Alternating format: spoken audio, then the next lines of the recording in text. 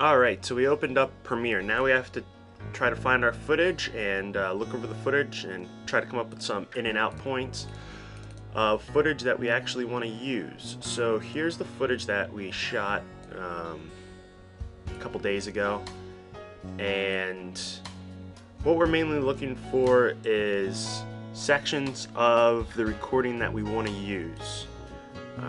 Most of the times I just while I'm flying, I just record the whole flight, and then I'll just go through, because sometimes I'll end up picking up something that I didn't know was going to happen, and I'll show you later in the other clip of what we came up with. But here, it's early morning, we're in a field, we have some power lines and some telephone lines, and we're just trying to find a shot that we like. I know partway through here I get pretty close to these plants that are in the middle of this field here, and it ends up coming out pretty nice.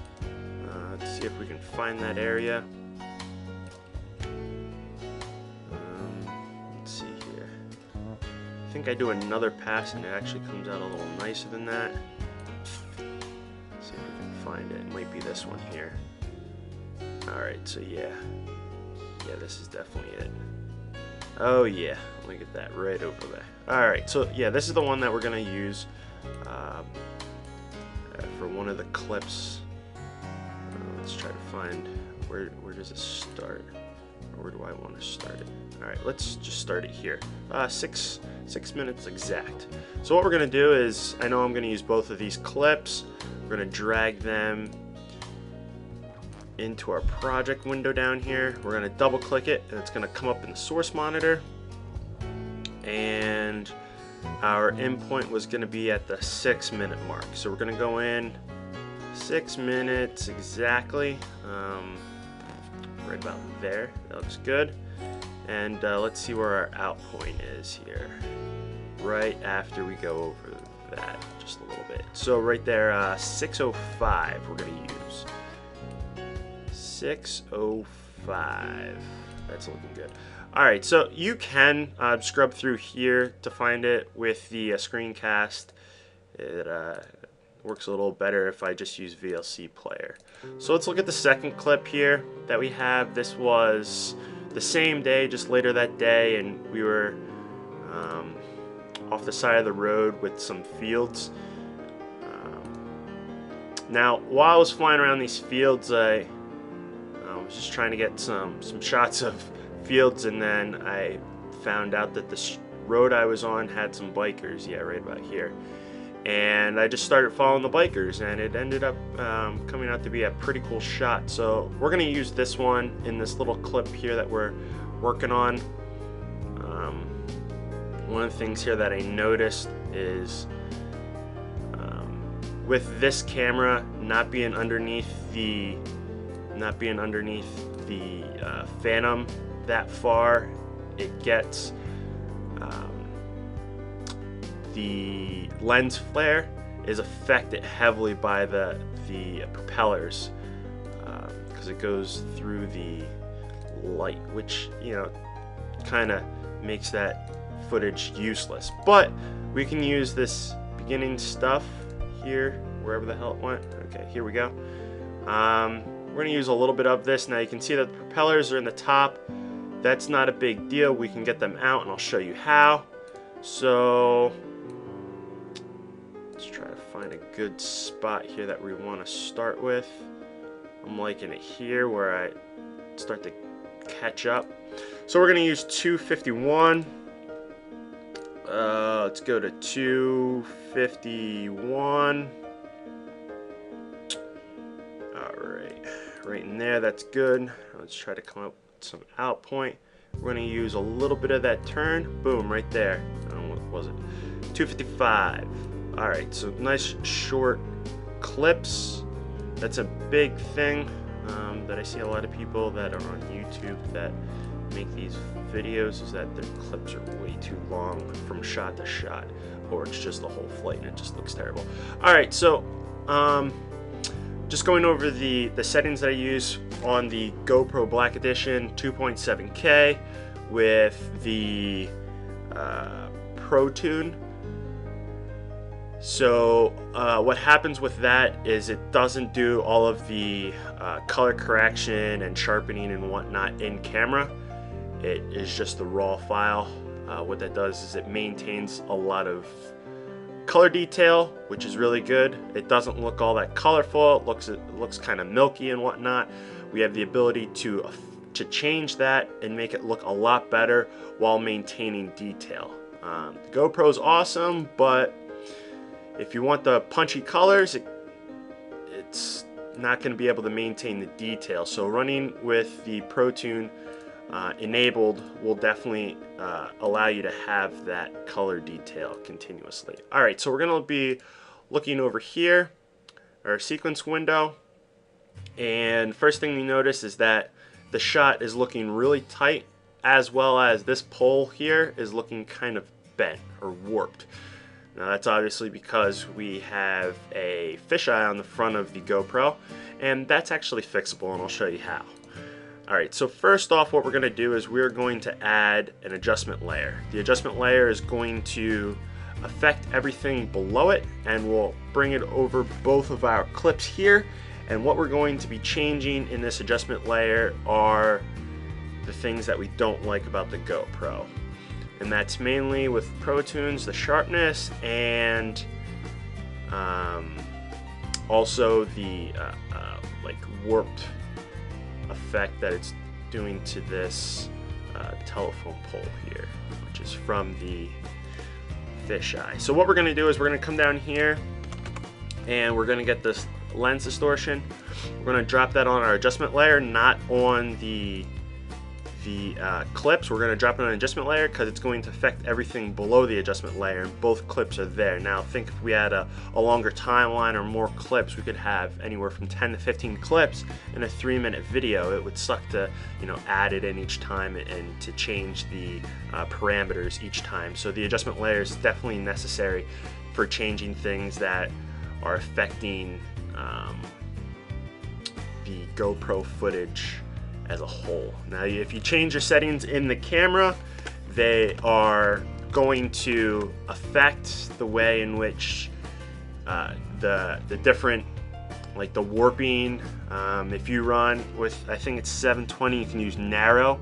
It's using more of the center of the lens, which you don't get the effect as much, which might be nice if you're running 720, but what I like to do is I do 2.7K and I bring it down to 1080 for internet use.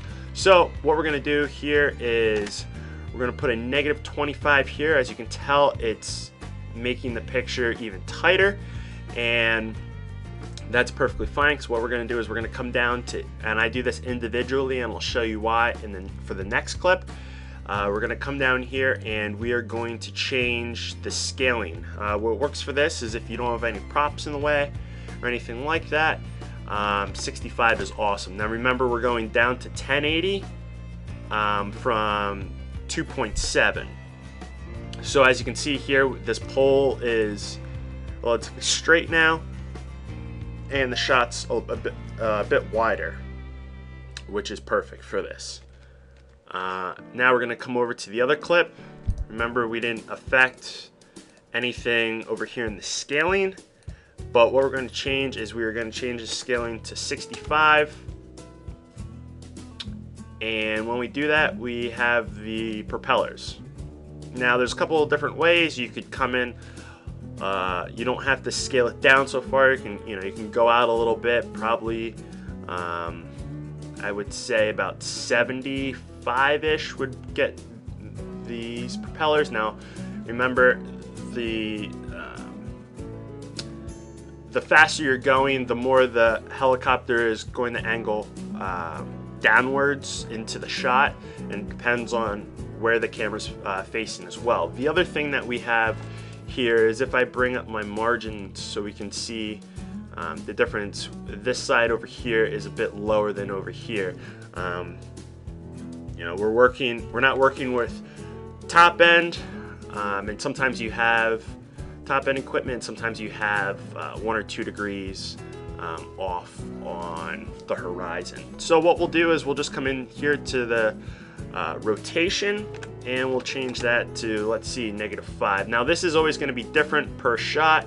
I think -5 actually went a little too far, so let's just bring it down to maybe -3 and see what that comes up with, and that should be pretty good. Yeah, that looks really good actually. Alright, so we still have propellers in the way. What I'm going to do with this is I'm going to put frames on the top and bottom, which are pretty much black bars that go across the top and bottom, so I won't have to worry about that. If you still had to worry about that, I would definitely say scale it out a little bit further than 65. I'd probably go 80, and you can go up to 100. Just remember that because we are going down to 1080, you're still going to maintain the majority of the details, so you won't have to worry about stuff looking blurry. Alright, so now that we did that and we have the shots looking pretty good and, you know, straight, and overall the shot doesn't look like it was shot with a fisheye for the most part. You can tell that it was a wide angle, but it doesn't look all warped like the fisheye effect. The next thing that we want to add in here is sharpness. Now I like to go into 100% so I can see the detail pixel for pixel, and what we're going to add in here is an unsharp mask. We're going to add that to the adjustment layer because we want that to affect all the images that are shot with the GoPro, because we have all the same settings for both shots. Alright, so settings that work for me is for the radius 3 and for the amount 80. I feel like those two, it's not, I feel that it's not overdoing it. Some might think it is, some might. This is all preference, just the same way with the next thing we're going to be doing, which is color correcting. That is, you know, completely preference. There's no right or wrong way to do it. If you watch movies, every movie is, you know, colored completely different, depending on the vibe that you're trying to put off, or the seasons or whatever it may be. As you can tell with this, it's going to be a little bit of a warmer day than a colder day. If it was colder, you would have more blues. Just make sure not to overdo it.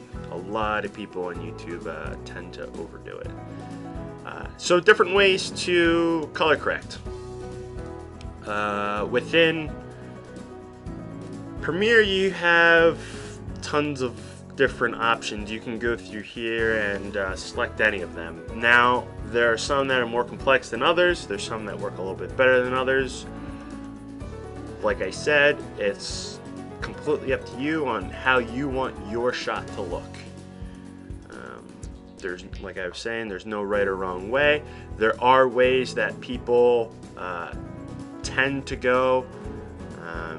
The majority of people tend to go one way than another, and that is, you know, not completely crushing your shadows or dark areas. Like down in here, you can still see some leaves. You don't want to make that completely dark and not be able to see the leaves.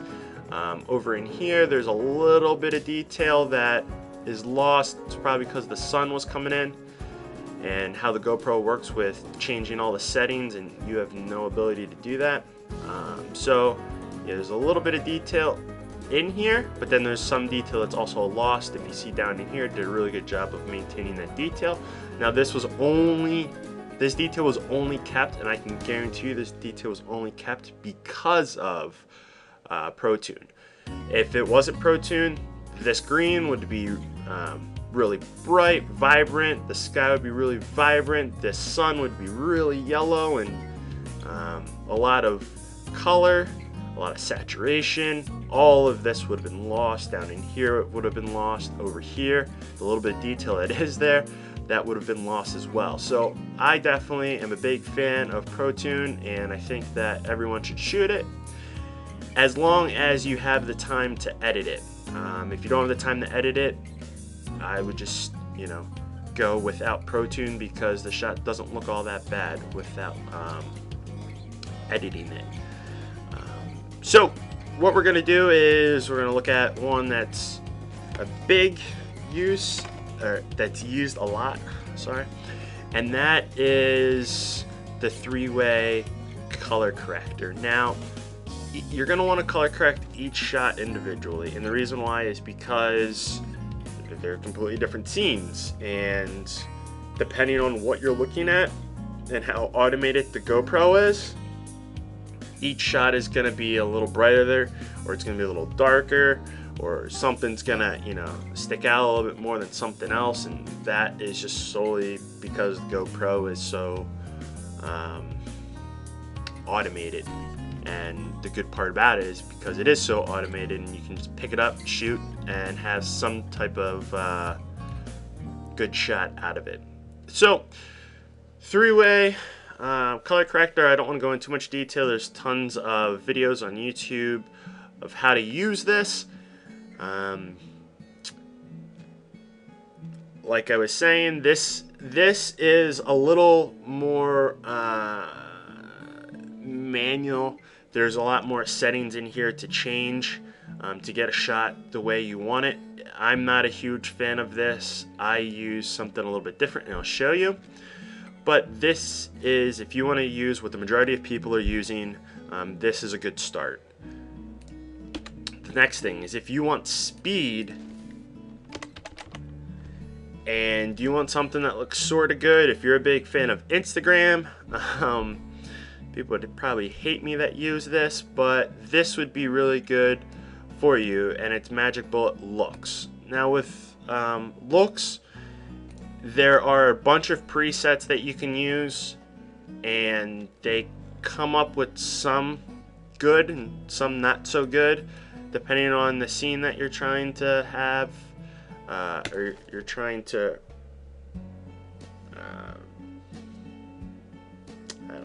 I'm going with that, but this is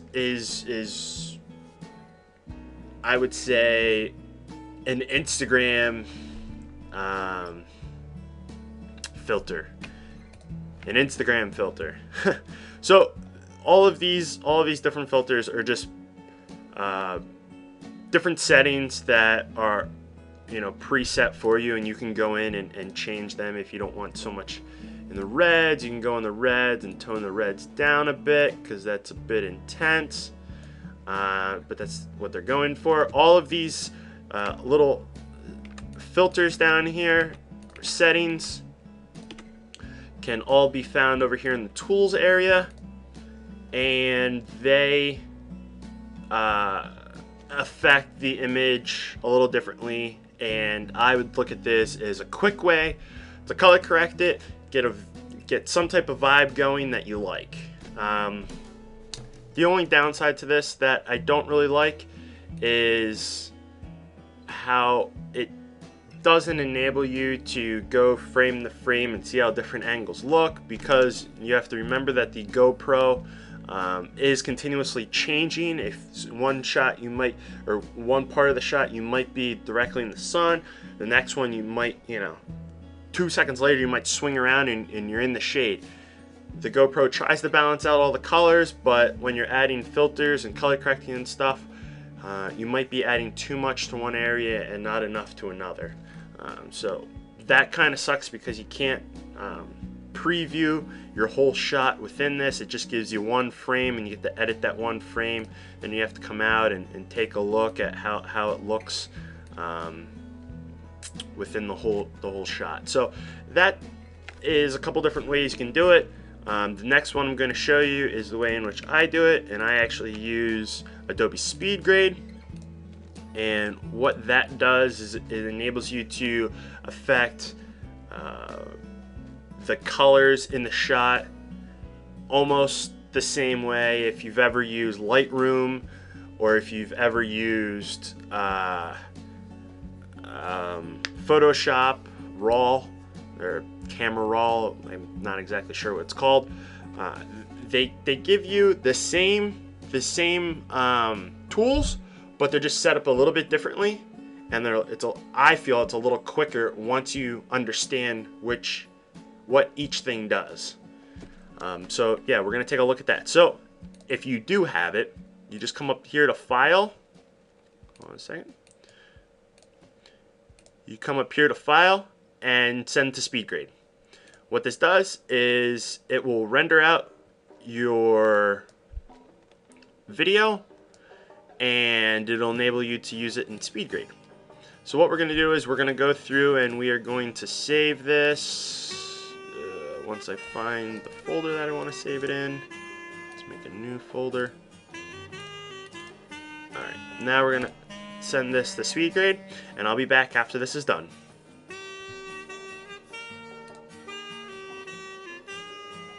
Alright, so here we are in SpeedGrade. Now I'm just going to